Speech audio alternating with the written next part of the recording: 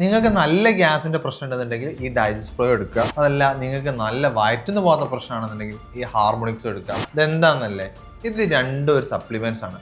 നിങ്ങൾക്ക് നിങ്ങളെ ഗ്യാസിന്റെ പ്രശ്നങ്ങൾ പൂർണ്ണമായിട്ട് മാറ്റാൻ, നിങ്ങളെ പൈൽസിന്റെ പ്രശ്നങ്ങൾ, നിങ്ങളെ വയറ്റുന്ന പോകാത്ത പ്രശ്നങ്ങൾ എല്ലാം മാറ്റാനൊക്കെ ഇത് വളരെ ഹെൽപ്പ് ചെയ്യുന്നുണ്ട്. ഇത് ഒരുപാട് രോഗികൾക്ക് നമുക്ക് റിസൾട്ട് കൊടുക്കാൻ പറ്റിയിട്ടുണ്ട്. രാത്രി കഴിക്കുകയാണെന്നുണ്ടെങ്കിൽ പിറ്റേത് രാവിലെ സ്മൂത്തായിട്ട് പോവാം. നിങ്ങൾ പല മരുന്നുകൾ കഴിക്കുന്ന സമയത്ത് രാത്രി എഴുന്നേറ്റ് ഓടേണ്ട ഒരു സിറ്റുവേഷനൊക്കെ വരാറുണ്ട്. അങ്ങനെയൊന്നുമില്ല, നിങ്ങൾക്ക് നൈസായിട്ട് നല്ല സ്മൂത്തായിട്ട് നിങ്ങളെ കാര്യങ്ങൾ നടക്കണമെന്നുണ്ടെങ്കിൽ ഈ ഹാർമോണിക്സ് ഭയങ്കര എഫക്റ്റീവാണ്.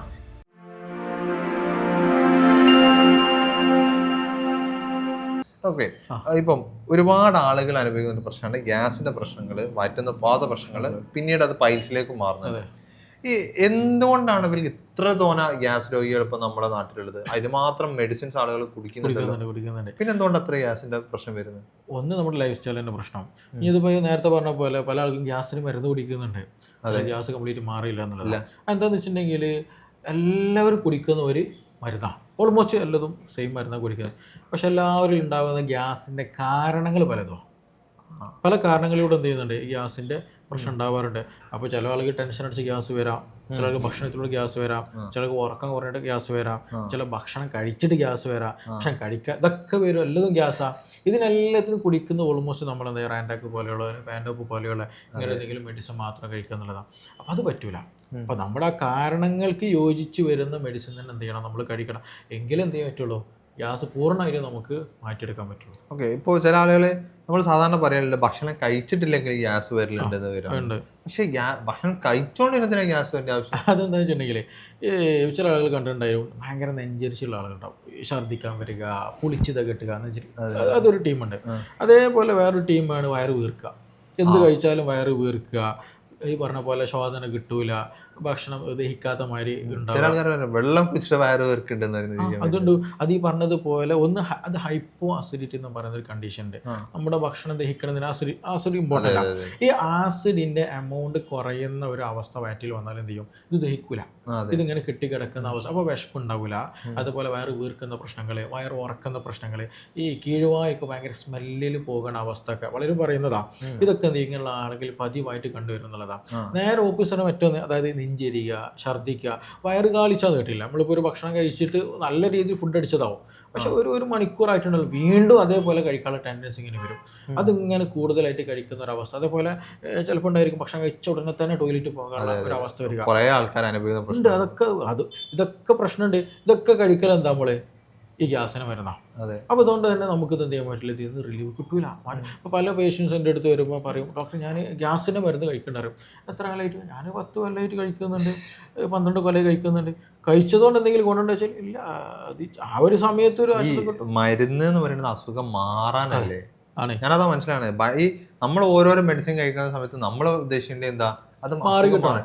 10 വർഷം ഈ ഗ്യാസിന്റെ ഈ പ്രഷറിന്റെ ഒക്കെ മരുന്നാണെങ്കിൽ കുഴപ്പമില്ലാന്ന് വിചാരിക്കുക, നിർബന്ധം. ഈ ഗ്യാസിന്റെ മരുന്നൊക്കെ എന്തിനാ 10 വർഷം കുടിക്കേണ്ട ആവശ്യം? പക്ഷെ അത് രോഗികൾക്ക് പലപ്പോഴും അറിയില്ല എൻ്റെ പ്രശ്നം എന്താണ്, അതെന്തുകൊണ്ട് ഉണ്ടാകുന്നു, ഞാൻ ഇനി എന്ത് ചെയ്യണമെന്ന് പല രോഗികൾക്ക് അറിയില്ല എന്നുള്ളതാണ്. ഡോക്ടറെ അടുത്ത് പോലെ ഒരു ചോദിക്കുകയില്ല, അങ്ങനെയുണ്ട്. അപ്പോൾ ഇത് രോഗികൾ അറിഞ്ഞിരിക്കേണ്ട സംഗതിയാണ് എന്ത്, ആക്ച്വലി എൻ്റെ ഗ്യാസ് എന്തുകൊണ്ടാണ്. ഇപ്പോൾ ഞാൻ പൊതുവെ പറയുമ്പോൾ ഒരു വീട്ടിൽ 5 ആളുണ്ട് എന്നുണ്ടെങ്കിൽ, ഒരാൾ വീട്ടിൽ നിന്ന് ഭക്ഷണം കഴിക്കുന്ന ആളായിരിക്കും, ഒരാൾ ചിലപ്പോൾ സ്ഥിരമായിട്ട് ഹോസ്റ്റലിൽ നിന്ന് ഭക്ഷണം കഴിക്കുന്ന ആളായിരിക്കും, ചിലപ്പോൾ നമ്മൾ വർക്ക് സ്പേസ് അല്ലെങ്കിൽ ചിലപ്പോൾ ഹോട്ടലിൽ. അപ്പോൾ ഇതെല്ലതും ചുറ്റുപാടുകൾ വ്യത്യസ്തമാണ്. അപ്പോൾ ഇത് ഇവരൊക്കെ ഒരു ഗ്യാസ് വന്നാൽ എന്ത് ചെയ്യാൻ, അമ്മ ഗ്യാസിന് വിളിക്കുക, അല്ലെങ്കിൽ ഉപ്പ ചോദിക്കുന്നത് ഗ്യാസിന് വിളിക്കുക, എല്ലാവരും കഴിക്കണം എന്താണ് ഈ ഒരു സെയിം ഗുളികയാണ്. അത് പറ്റൂല. അപ്പോൾ ഓരോരോ ആളുകൾ ചിലപ്പോൾ എച്ച് പൈലോർക്ക് ഇൻഫെക്ഷൻ ഉണ്ടാകും വയറ്റിൽ, അതുമൂലം ഈ പറഞ്ഞ ഗ്യാസിൻ്റെ പ്രശ്നം വരും, മറ്റാൾക്ക് ഉണ്ടായിരിക്കില്ല. അപ്പോൾ ഇത് ഓരോന്ന് സ്പെസിഫിക് ആയിട്ട് തന്നെ നമ്മൾ ഐഡൻറ്റിഫൈ ചെയ്തിട്ട് അതിനുള്ള സൊല്യൂഷൻ എന്ത് ചെയ്യണം, നമ്മൾ കൊടുക്കാൻ വേണം. നിങ്ങളും ഇതുപോലെ ഗ്യാസിൻ്റെ മരുന്ന് കഴിക്കുന്നുണ്ടെങ്കിൽ നിങ്ങൾ നിർബന്ധമായിട്ട് ഈ വീഡിയോ കാണട്ടോ. കാരണം ഒരിക്കലും ഗ്യാസിൻ്റെ മരുന്നുകളൊന്നും കാലാകാലം കഴിക്കേണ്ട കാര്യങ്ങളല്ല. നിങ്ങൾക്ക് എന്താണോ പ്രശ്നം അതിൻ്റെ റൂട്ട് കോസ് ക്ലിയർ ചെയ്യുക എന്നുള്ളതാണ് നിങ്ങൾ ആദ്യം ചെയ്യേണ്ട കാര്യങ്ങൾ.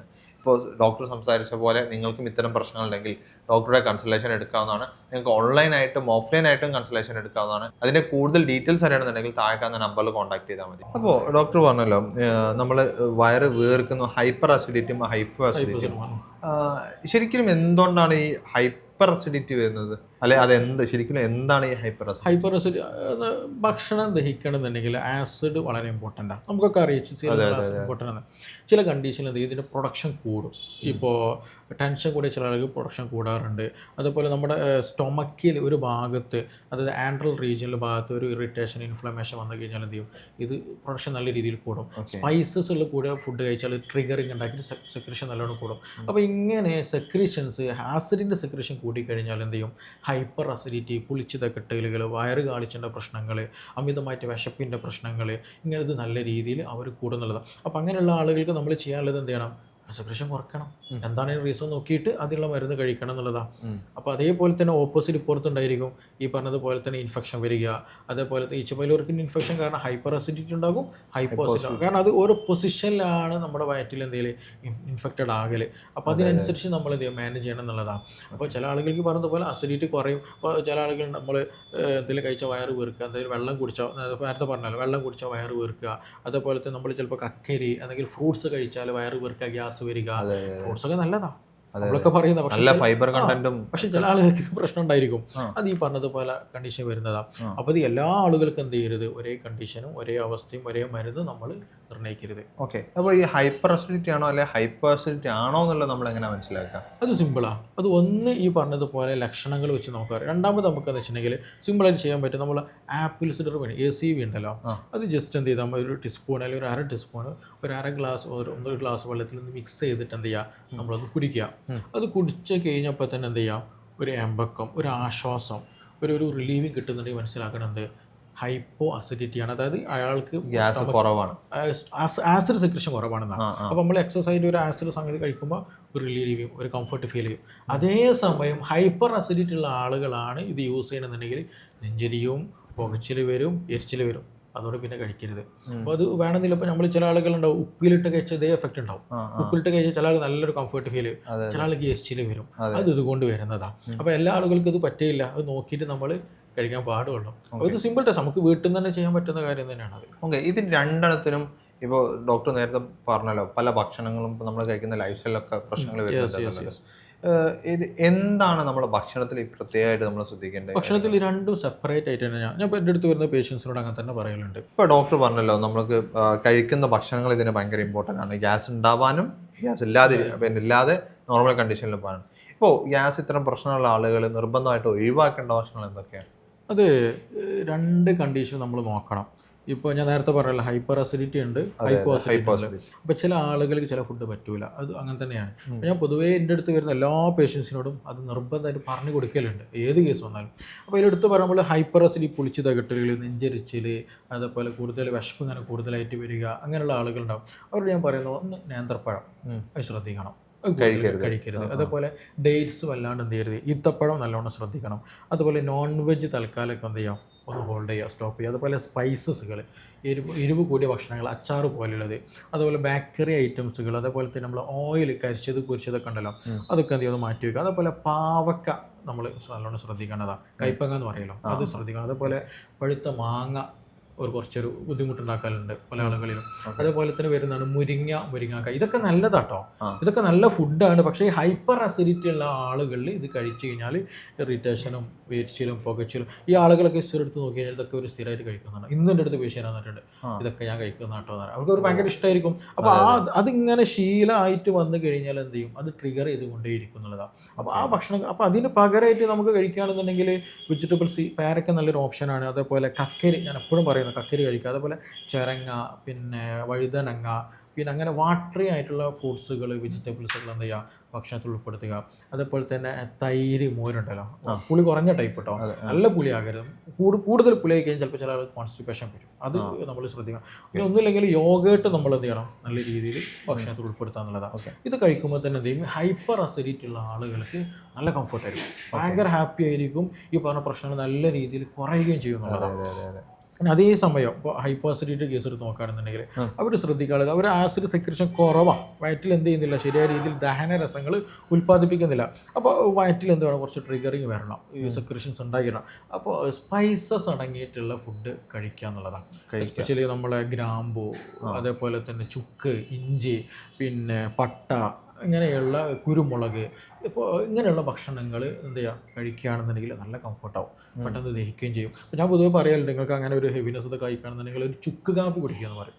ചുക്കിൻ്റെ വെള്ളമോ അല്ലെങ്കിൽ ചുക്ക് കാപ്പി അങ്ങനെ, കാരണം ആ ഒരു ഇത് വരുമ്പോൾ എന്ത് ചെയ്യും, ഒരു കംഫർട്ട്, ഒരു ഗ്യാസ് ഇങ്ങനെ വരും. അതങ്ങനെയാണ്. അത് ആക്ച്വലി ഹൈപ്പോ അസിഡിറ്റി ഉള്ള ആളുകൾക്ക് അത് നന്നായിട്ട് ഹെൽപ്പ് ചെയ്യും. അതേസമയം ഇവർ തണുത്ത സാധനം അവോയ്ഡ് ചെയ്യണം.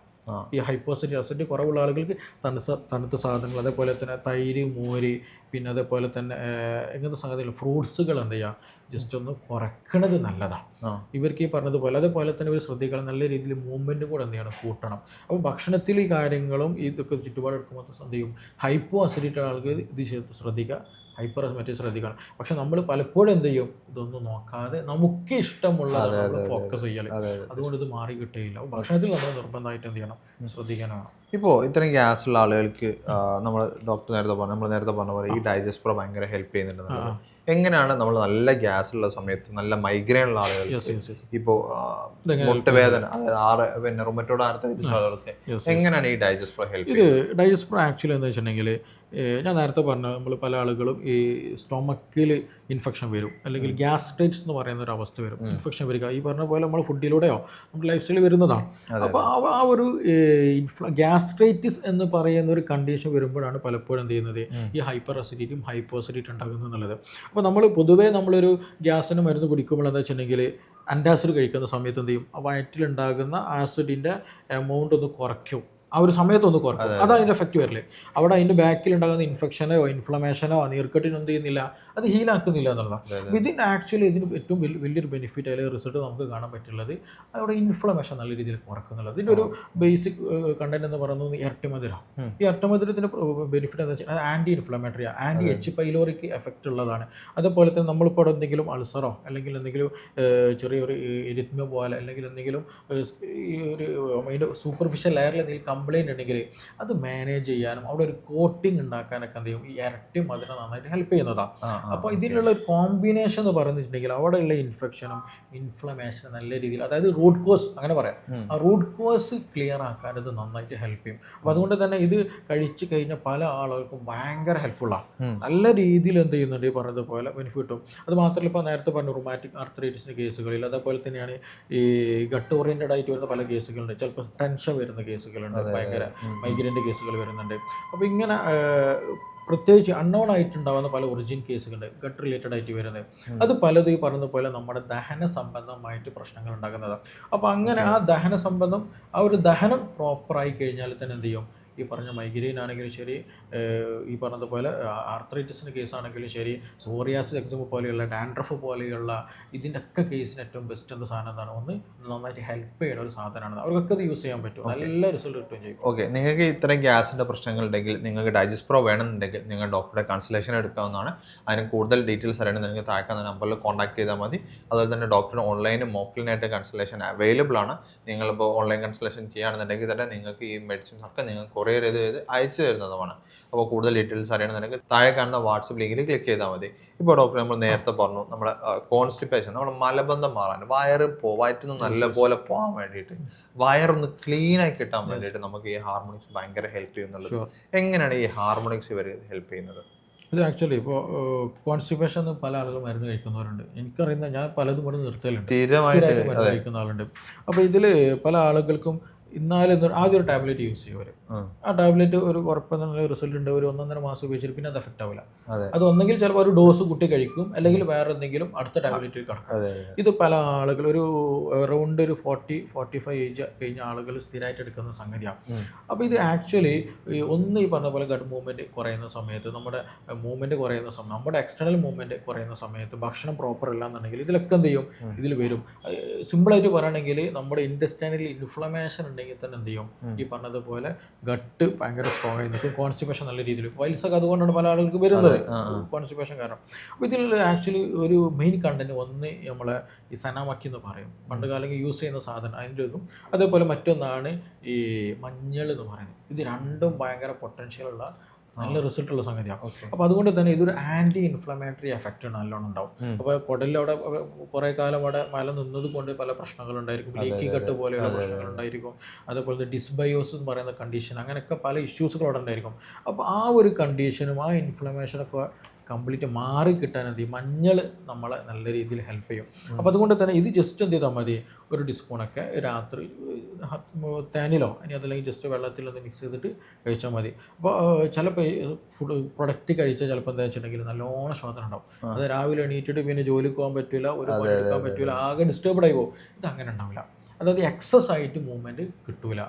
ഉള്ളത് എന്ത് ചെയ്യുക, നമുക്ക് പ്രോപ്പറായിട്ട് കംഫേർട്ടായിട്ട് ശോധന കിട്ടുന്ന കണ്ടീഷനിൽ നമുക്ക് എത്തിച്ചു വരാൻ പറ്റുന്നുള്ളതാണ്. അത് കുറച്ചൊരു കാലം ഉപയോഗിക്കുമ്പോൾ തന്നെ നമ്മൾ ഇൻഡസ്ട്രിയിൽ തന്നെ ഇൻഫ്ലമേഷൻ കുറയ്ക്കാൻ, ഒരു നോർമൽ മൂവ്മെൻറ്റിന് നമുക്ക് ഹെൽപ്പ് ചെയ്യും. അതിന് കൂടെ തന്നെ എന്ത് ചെയ്യുക, നമ്മൾ ഭക്ഷണത്തിലും നമ്മുടെ എക്സസൈസ് നമ്മുടെ ബാക്കി കാര്യങ്ങളൊക്കെ ഒന്ന് ക്രമീകരിക്കുകയും ചെയ്യുകയാണെന്നുണ്ടെങ്കിൽ ഇതില്ലാതെയും എന്ത് ചെയ്യാൻ പറ്റും, നമുക്ക് നമ്മൾ പഴയ രീതിയിലേക്ക് എത്തിക്കാൻ പറ്റും. ഓക്കെ.